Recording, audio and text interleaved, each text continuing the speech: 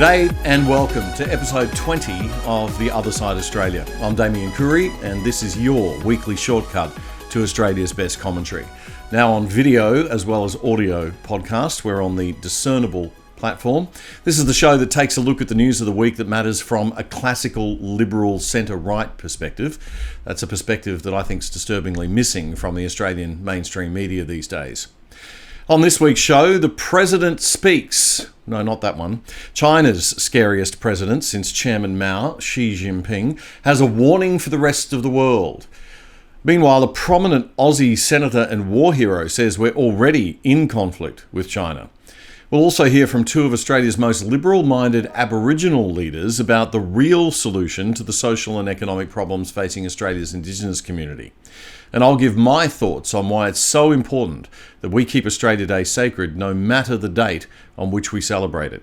We'll be talking about Marxism, and we'll hear from one of Scotland's funniest and most politically incorrect comedians. Let's go. We'll get to Australia Day in a moment, but first, the most important news of the week that the mainstream media hasn't said enough about, but you really need to know about. Australian Liberal Senator Jim Molan says Australia and the West are already in conflict with China, in what is called grey zone conflict. And he says all-out war is much more likely than people are talking about. During his distinguished military career, Major General Molan served as the Chief of Operations for the entire multinational force in Iraq, and he's been awarded the Legion of Merit by the US government. Chinese warplanes carried out a big incursion on Taiwan airspace this week, flying 30 nuclear war bombers over the island nation. Senator Molan told Sky News' Chris Smith that these are acts of war, in his view. And China has ratcheted up its military displays of might as a direct challenge to the new US President, Joe Biden. They have ratcheted it up. There's no two ways about it. They're putting a bit of pressure on President Biden, and this was expected. Everyone's predicted that this was going to occur. The big question is how far are they going to push it? And they didn't have to pass that legislation, which not only allowed them to use the weaponry and of their Coast Guard and their militia, but it allowed them to do a large number of other things that were, in my view, acts of war. And, particularly as it's applied to something such as the South China Sea, which is not internationally recognised as Chinese territory. And of course, we had about 12 or 13 aircraft which flew through the ADIZ, the Air Defence Identification Zone of Taiwan, crossed the midline on Saturday, and guess what happened on Sunday? They did it again with a larger number of aircraft. Right. The United States has deployed a carrier battle group into the South China Sea. I don't think it'll go near Taiwan. They've admitted that they've got nuclear submarines which will sit in the vicinity of Taiwan as the first reaction. So I don't think the carrier battle group will go there. The problem is, Chris, that war, and we're in conflict now. People seem to accept the fact that we're in conflict with China. What it's called is grey zone conflict. The probability of war, I think it is. It's not just possible it is possible because people are armed to the teeth. And we're seeing that right this very second. Yeah. But it's much more likely than most people are talking about. Now, I don't mind us not talking about it as long as behind the scenes we are trying to overcome the enormous vulnerabilities that COVID has shown us and that an intelligence approach to national security would show us. And that was Senator Jim Molan speaking to Chris Smith on Sky News this week. Just hours before we recorded this week's episode, Chinese President Xi Jinping made a speech at the World Economic Forum, the WEF, remember them? The Australian newspaper says it's his most significant speech on foreign policy since Joe Biden's election. In what one Singaporean foreign policy expert has described a speech thick with irony, President Xi has declared the strong should not bully the weak.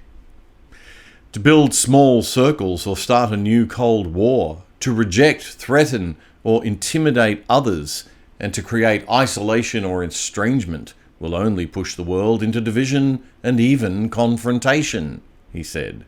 Did you catch that last bit? And even confrontation. The Australian says Xi is positioning himself as the defender of the multilateral system. President Xi even called for reforms of the World Trade Organization. Now, this would be the organization whose rules China doesn't seem to want to follow, even though the country was admitted only on the condition that it does follow the rules. We then got the usual hypocritical PR spin from Beijing about how China would continue to promote a new type of international relations and is working hard to bridge differences through dialogue and resolve disputes through negotiation and to pursue friendly and cooperative relations with other countries on the basis of mutual respect, equality and mutual benefit. Gee, can you hear the nuclear bombers flying over Taiwan? In case you missed it, in a clear message of, if you behave yourself, you'll get nice things like the little girl next door, Johnny, Beijing has just signed off on an expanded trade deal with New Zealand. What a surprise. Well, Bilhari Kausikan is a former Singapore Foreign Affairs Ministry Secretary, and he's one of the top policy thinkers in Asia Pacific.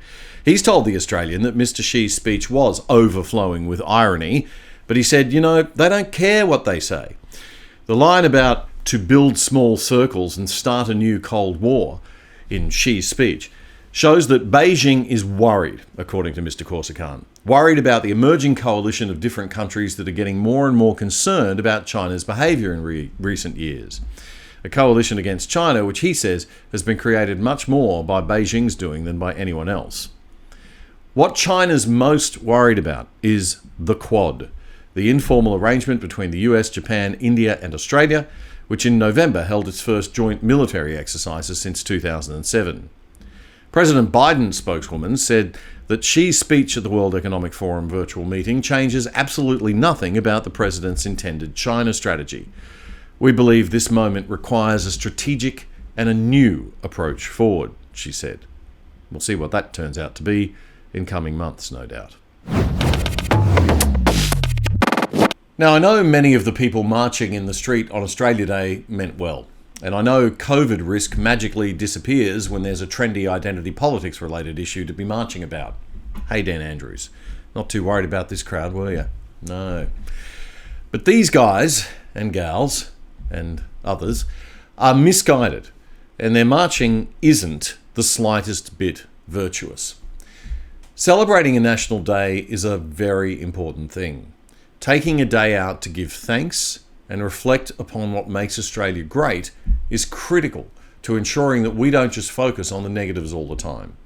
At the very least, it's good for your mental health. To quote my old friend EJ on Facebook this week, I don't care what day we celebrate Australia Day, so long as we actually celebrate it. A nation can't survive without respect for its own core culture and sense of nationhood. As Australians, we enjoy Western culture, specifically the modern British version. It's easy to forget that when you live so far away from other countries. This law and order and peace and civility that we live with every day didn't just happen by accident. As I often say, this is not the default for planet Earth. Game of Thrones is the default for planet Earth. What we live every day in this country is a rare and wonderful miracle. Other people come to Australia for our culture of liberty, democracy and opportunity. So in some ways, to not celebrate Australia Day is the stance of a spoilt brat. January 26 was the day that Captain Arthur Phillip took formal possession of the colony of New South Wales and raised the British flag for the first time in Sydney Cove. He first landed in Australia between January 18 and 20 in Botany Bay, but they couldn't find any fresh water there, so they sailed into Sydney Cove on the 26th.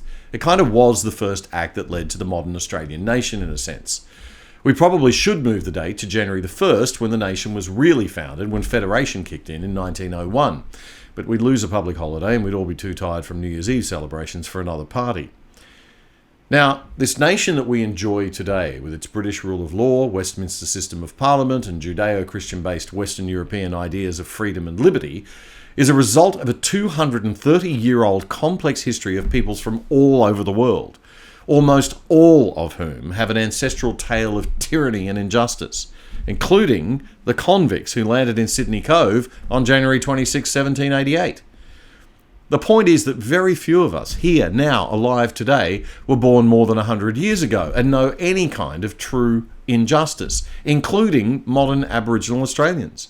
We are all among the most privileged people on this planet. If you were born in this land, you are Indigenous to it. If you've come as a new citizen and you love this land, you're equal to all your fellow citizens. Vast resources have been channeled for Aboriginal Australians for 50 plus years. Discriminatory laws have been done away with for all of my lifetime, and I'm no spring chicken. It is not the responsibility of modern 21st century non-Aboriginal Australians to fix all the problems of modern 21st century Aboriginal Australians. What we're witnessing is a victim industry that's out of control, amid a culture of profoundly illogical and irrational virtue signalling over every little thing. And we're seeing neo-Marxists like the Greens and BLM, because that's what they are, using this issue like they use so many others to sow division and discontent in our society.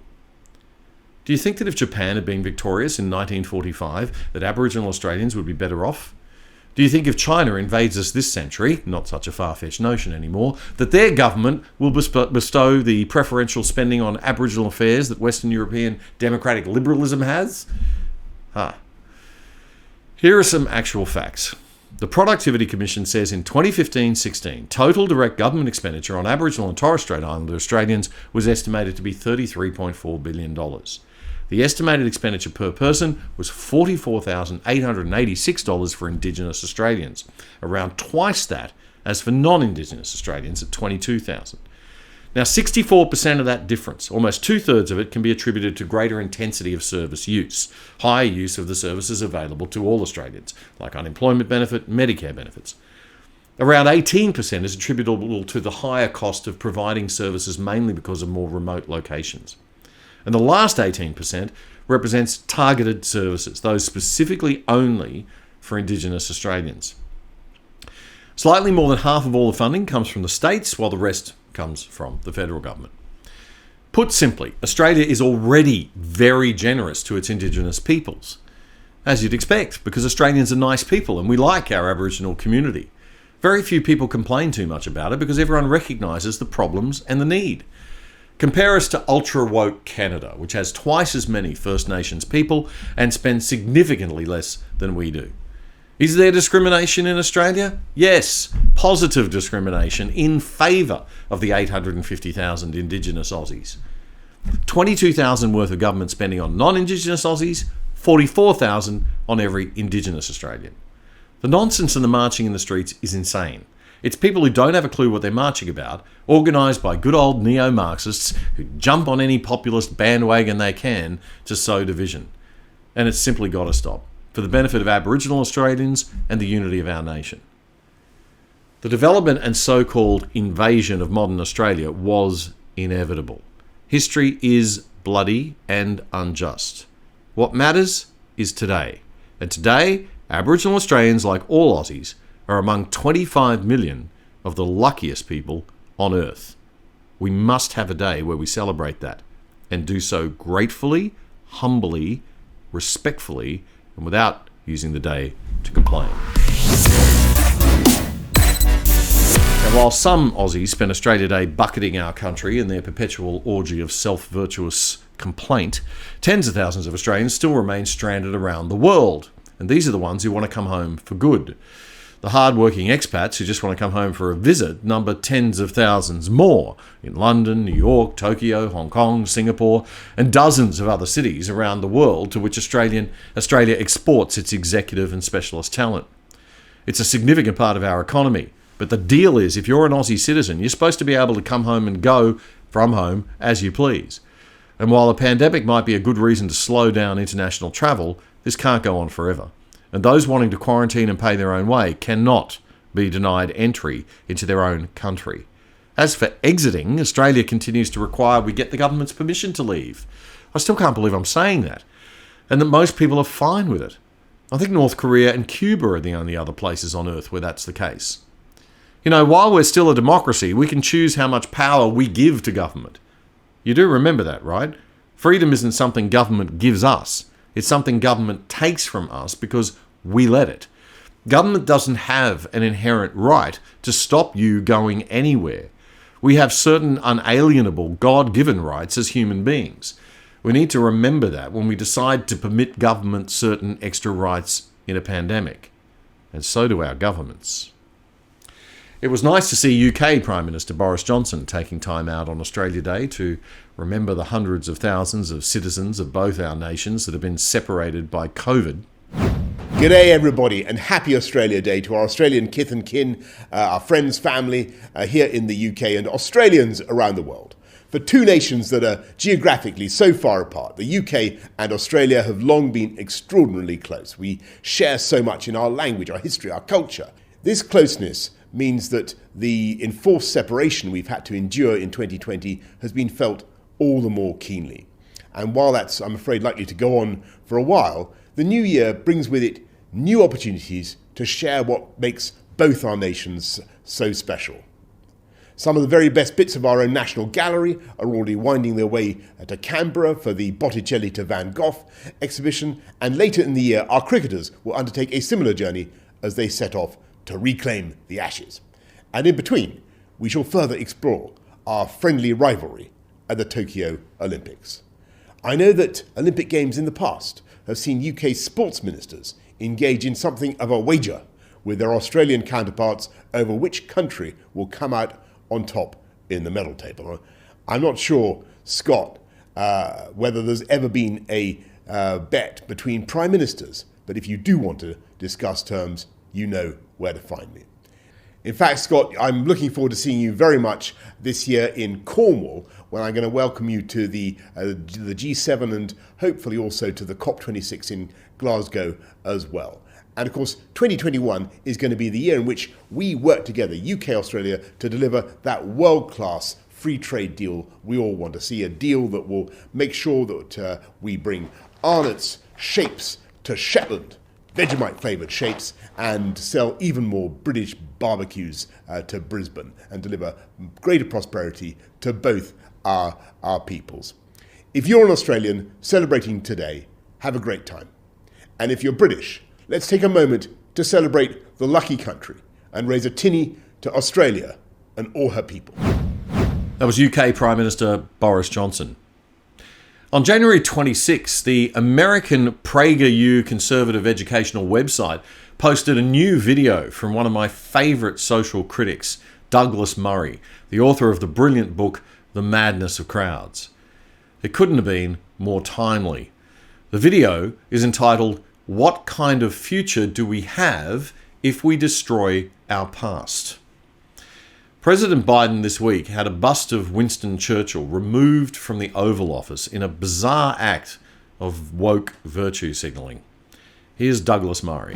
What kind of future do we have if we destroy our past? Has anyone who has pulled down a statue of Churchill, Lincoln, or Columbus thought to ask themselves this question? I doubt it. The presumption that we can stand in perfect judgment over the lives of historical figures is not merely foolish and unfair, it's dangerous. Consider what the statue destroyers are in effect saying. They are saying that people in history should have known what we know. That's tantamount to saying they should have known the future. This is, of course, absurd. Yet more and more people believe it. Why? Simple. It's what they're taught. It is the fruit of an education system that long ago prioritized empathy over facts, that believes the ultimate point of history is not to learn lessons from it, but to judge it from the preordained left-wing conclusions about such ill-defined concepts as social justice, equity, and tolerance. Apart from breeding ignorance, this kind of education invites the student, the child really, to be judge, jury, and executioner over issues that they, and increasingly their teachers, know little or nothing about. Because no one has bothered to teach them the nuance, complexity, and context that is history. It also breeds arrogance. I know things these people did not know, therefore I am better than they were. They have nothing to teach me. In fact, I must teach them. And down comes the statue. Indeed. Perhaps it's time that we let our children be children and return to the tradition of teaching them to have respect for their elders, heaven forbid.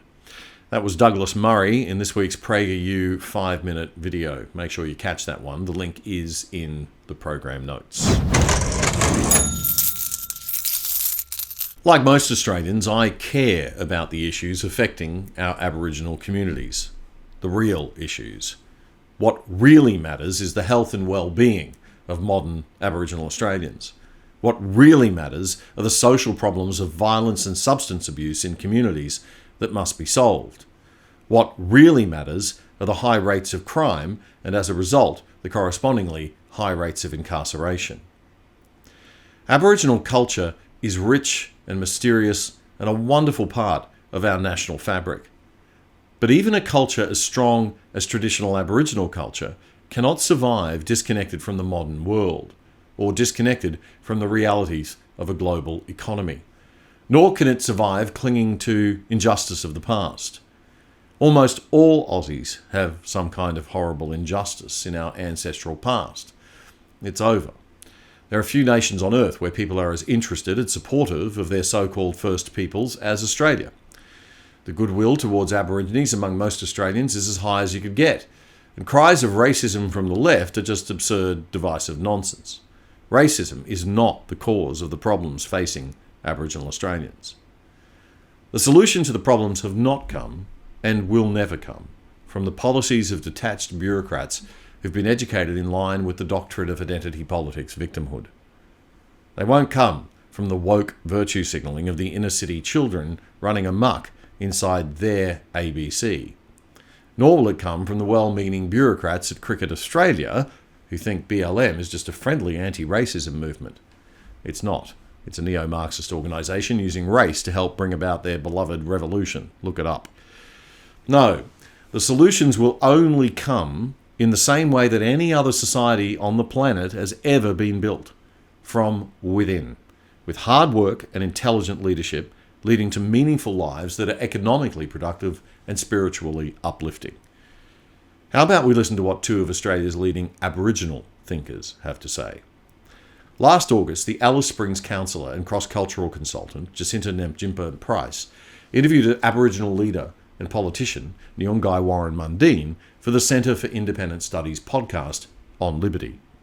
The Centre for Independent Studies is a liberal think tank based in Sydney. Ms Price is the Centre's Indigenous Program Director, and Mr Mundine wrote a paper for them called "It's the Economy, Stupid. Economic participation is the only way to close the gap." One of the opening points you make with regard to your paper is that conditions must exist in communities that are necessary for private enterprise and commerce to thrive. You also go on to mention that the economic status of Indigenous Australians is not in fact addressed in the current Closing the Gap targets. So can you tell us a little bit about what this means for Indigenous Australians and certainly with regard to closing the gap? Well, what's been happening in the last, say, 20 years has been this shift in thinking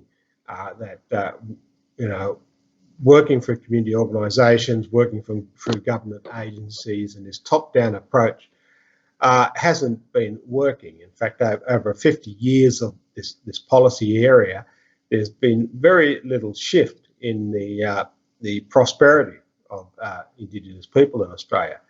And so they said, well, what's the missing element? And of course, the missing element is economic development. There's no race or group of people in the history of humankind that's actually lifted out of poverty, been able to get jobs, been able to have run businesses, to be able to get their kids educated and health services operating in that without having an economy, without having economic growth. It's not rocket science, it's just a fact of life. So that's when they made the shift in 2004 under the Howard government of looking at this area of saying, okay, we need to start focusing on not just service providers, but actually how do we create the environment for investment? And so it's only through that private sector of actually having businesses that are profitable and commercial that create the jobs. Another one of your concerns was around some of the draft targets being set as standalone targets that don't necessarily aim to reach parity with non-Indigenous Australia. As standalone targets, even if met, don't indicate how close we are to reaching parity. Can you elaborate further on this point? Well, the big issue is that there's a couple of things there. When you're looking at governments and you're looking at community organisations, they only employ a certain amount of people. Then it is the private sector that employs the most people, especially in rural and remote areas. Something like 70 to 80%, depending on the region, is employed in small business. That 20 to 30% are actually employed by governments. And that's where you've got this large unemployment pool that's happening out there.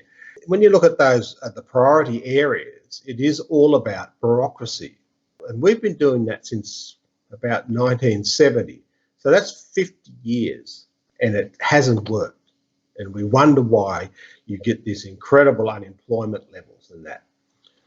Prior to the 1970s, most Aboriginals worked. It may surprise some people, but they did work. You know, they worked in the cattle industry, they worked as shearers, they worked as fruit pickers, they worked in a wide range of jobs. And it all changed with the equal pay thing. Now, I'm saying we shouldn't get equal pay. And all of a sudden, we were out of work, and the welfare system was able to access the welfare system. So we've had 50 years of unemployment in some of these communities. And the only way to do that is to change it around and start showing opportunities for people. And that was Warren Mundine speaking to Jacinta Price on the On Liberty podcast from the Centre for Independent Studies. It's a great interview. If you want to watch the whole hour discussion, the link is in our program notes, as is the link to Mr. Mundine's paper. I woke up on Australia Day thinking the childishness and ingratitude of our public discourse couldn't get any worse, only to read that Kerry O'Brien, one of the nation's most celebrated journalists, was rejecting his Order of Australia award. It should be an act of shame in the highest degree to reject or return a national honour. But it's not anymore. I guess it all fits perfectly. Old guy used to getting a lot of attention, maybe feeling a bit irrelevant, sees a way to grab the spotlight for a second. Like a baby in its cot, spitting out its dummy. Mate, if you're feeling old and irrelevant, do what the rest of us do. Start a podcast. Don't delude yourself that you've done anything noble or honourable by this virtue signalling publicity stunt, Kerry. You've only disgraced yourself and a quite good journalistic career. I expect a plethora of lefties awarded honours are now angstfully calling their friends, Should I hand it back too? Secretly praying the friend says no and gives them some kind of excuse not to. Oh, what good would it do now? Kerry O'Brien's made the point on behalf of all of us, darling. No need for you to make the sacrifice too. Plus, there's no publicity in going second or third, is there? As one of my wittiest friends on Twitter, @Polybard, wrote shortly after Kerry's act of self-flagellation, "Come on, Jane Carrow, don't be a straggler." Time for our regular education segment. I said in an editorial earlier in this episode that neo-Marxists like the Greens and BLM are using the Australia Day issue like they use so many others to sow division and discontent in our society. We often forget that Marxists actually work to sow division, actively and deliberately. China even has a national department for interfering in foreign affairs. They jump on causes, any cause, and they stir up as much trouble as possible. That's why there were Antifa people right in the front of the storming of the Capitol building in the US hanging out with the far-right extremists. It's why Extinction Rebellion has infected the Green movement, and BLM has infected the anti-racism movement. There might only be a few crazy Marxists left in Australia wandering around West End, Fitzroy, Fremantle and Glebe, but that's all it takes to stir up quite a bit of division, along with a bit of a funding push from Beijing perhaps. Last time I seriously read a textbook on Marxism when I was forced to at about 18, was by university of course. Even at that young age I found the ideas on which Marxism is based to be as oversimplistic and nutty as you could get. But it's good to know thy enemy. So it was timely this week that Josh, my learned colleague here on the Discernible platform, put out the latest video in his World Views series, which is absolutely fantastic if you haven't checked it out. This week's video focused on, you guessed it, understanding Marxism. And Josh does an amazing job distilling the essence of Marx's intelligent sounding but utterly batty theories in his 1 hour program. It makes very good listening in the car if you don't have time to watch the video. I just want to play you a bit on morality and ethics, in which Josh explains that Marxists basically divide society into the proletariats and the bourgeoisie. Because, you know, all societies are that simple, right? Here's Josh. The proletariat are the working class, people who work. It's kind of an arbitrary definition. They're oppressed by the bourgeoisie. So the bourgeoisie are the people that own the means of production. And they use that advantage to exploit and alienate the proletariat. And so when I say proletariat, I mean the Marxist idea of who they are. They believe they're part of the proletariat, the oppressed group. And when I say bourgeoisie, I mean the people who are oppressing them. If I say bourgeois, it's like an office of someone who's oppressing them. So the president is part of the bourgeoisie, the person. The office of president is a bourgeois office.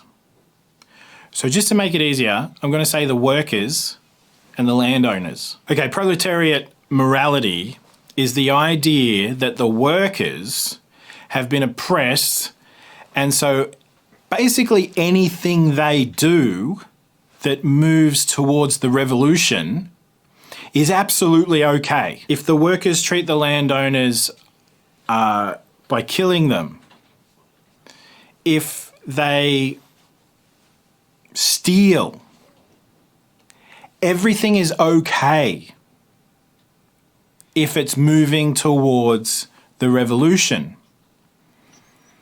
For humanists, secular humanists, morality is about reducing conflict, right? For the Marxists, morality is actually about stirring it up.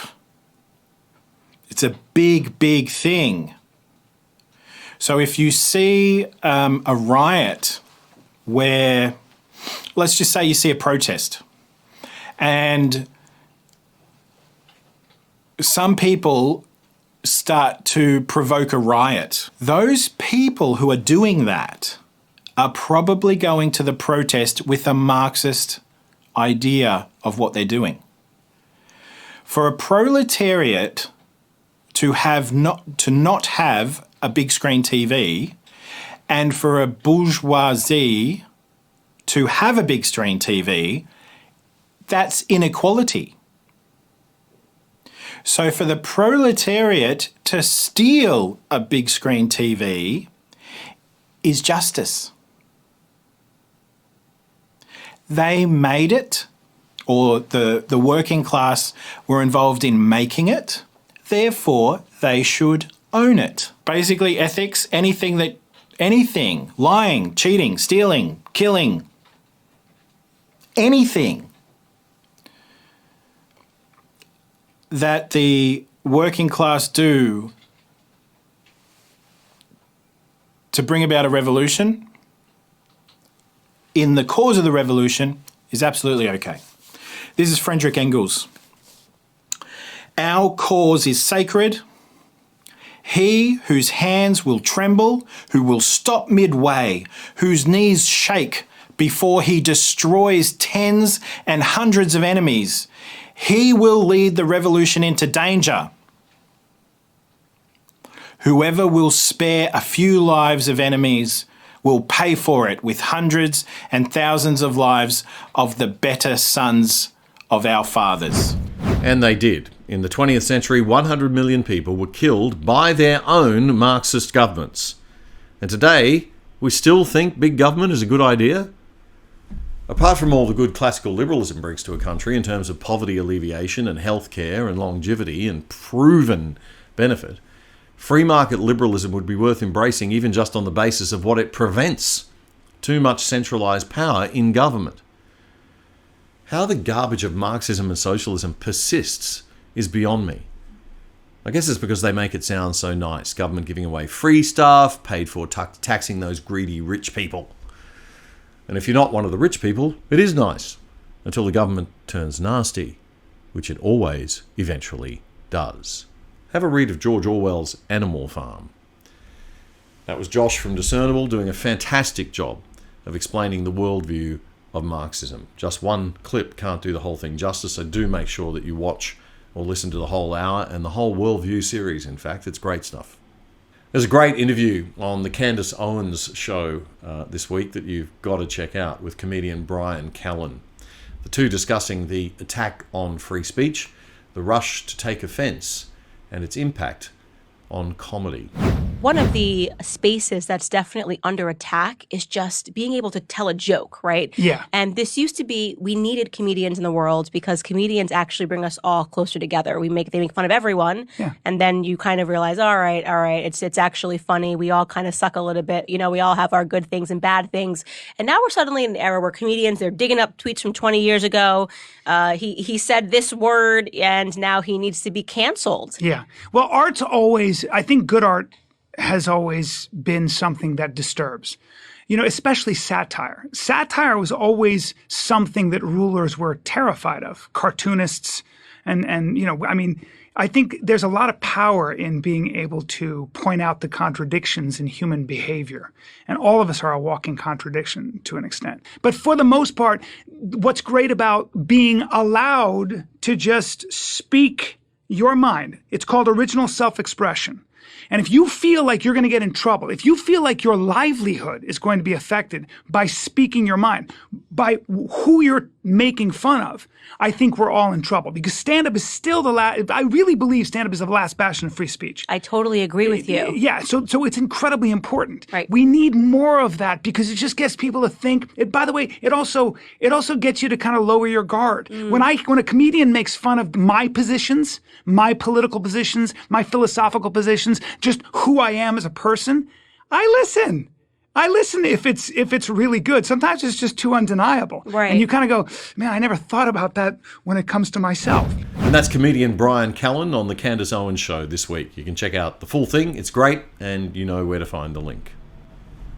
And that brings us to this week's comedy spot. For absolute political incorrectness, turn to no other than London's free-thinking comedy club, Comedy Unleashed, where the slogan is, no self-censorship. If it's funny, it's funny. Scottish comedian Leo Kearse is featured in one of Comedy Unleashed's YouTube clips. Here's a bit of Leo. Yeah, people slag off Donald Trump. They're like, oh my God, he's such a terrible person. He wants to put children in cages. Man, putting children in cages is a fantastic idea. Don't just do it to refugee children coming over the border. Do it to all children everywhere. Every pub in London should have a cage out the back and just fling these fucking rats in. All these little Gideons and Esmeraldas. Get them in there, have a pint in peace. Man, nobody's going to knock over the Jenga.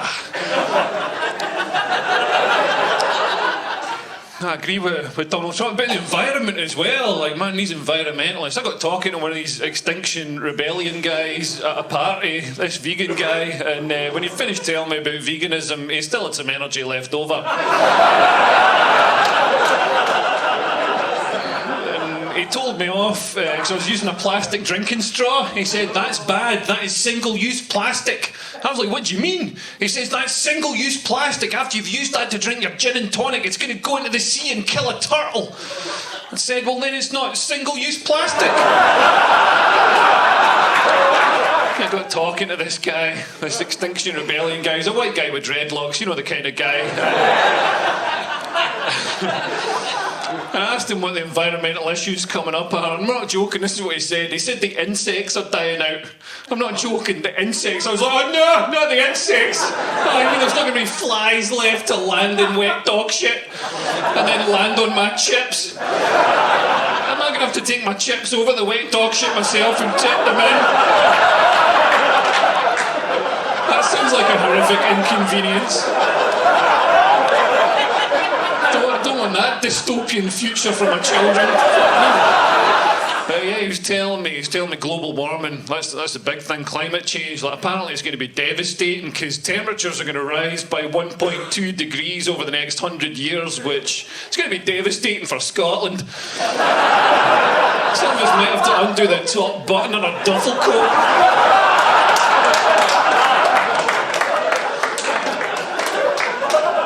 He said we're going to get more extreme weather as well. Like extreme weather in Britain. What are we going to get? Extreme drizzle. I'm getting so gently moist, but it's slightly faster than it did 100 years ago. I'm going to have to take the washing in eventually.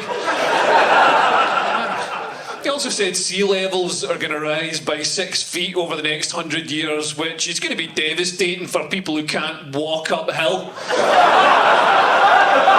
Like really slowly.